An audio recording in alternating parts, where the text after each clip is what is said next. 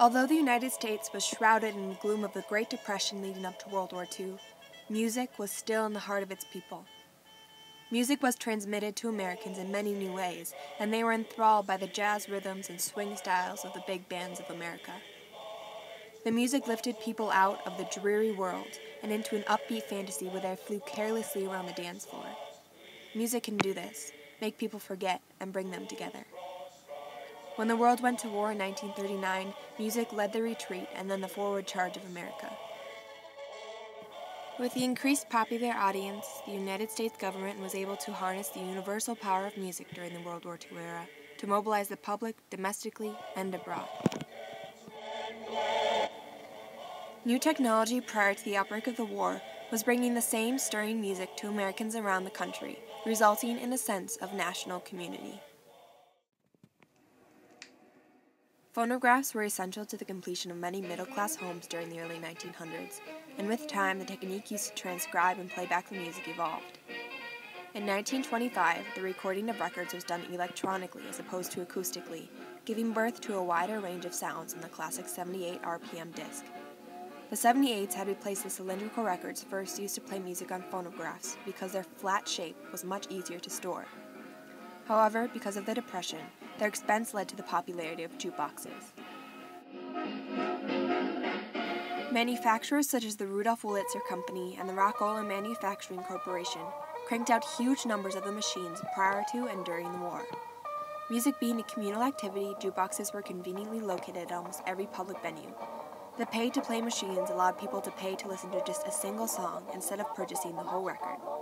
The most popular form of entertainment during this time, however, was the radio. By 1939, more than 28 million Americans tuned into their favorite shows and listened to their favorite tunes over the radio. The government used music to fight a cultural war and raise the morale of Americans.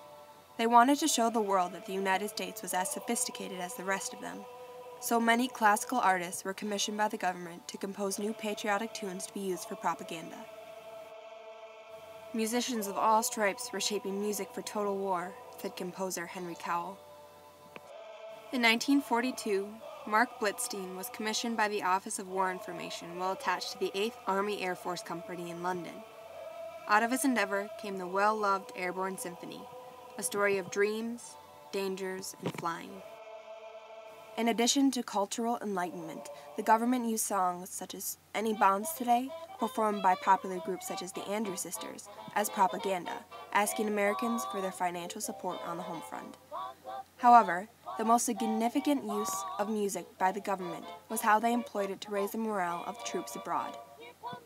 The United Service Organization was established on October 30th, 1941, with the goal of entertaining troops through activities such as music concerts. Musicians like Glenn Miller joined the ranks of the USO eagerly. Miller, given special placement in the Air Force because of his age, formed the Army Air Force Band to, as he said, put a little more spring into the feet of our marching men and a little more joy into their hearts. Another way that music reached the troops was through victory discs recorded on 78 records. These V-discs brought warm sounds of home to the troops and well wishes from all the most popular names in music. Robinson. I guess I've heard it said a thousand times in 1,000 This is different Lionel ways. Hemp. Just why? This is Captain Glenn Miller speaking for the Army Air Forces Training Command Orchestra. We hope that you soldiers of the Allied forces enjoy these V-discs that we're making just for you. Hi, man. This is Frank Sinatra. I hope you like these tunes that I've chosen to do for you on these very wonderful V-discs. And I hope that you get as much a kick out of hearing them as I do out of singing them for you. Because of new technology, the United States government brought the war to the home front and home to the troops by way of music.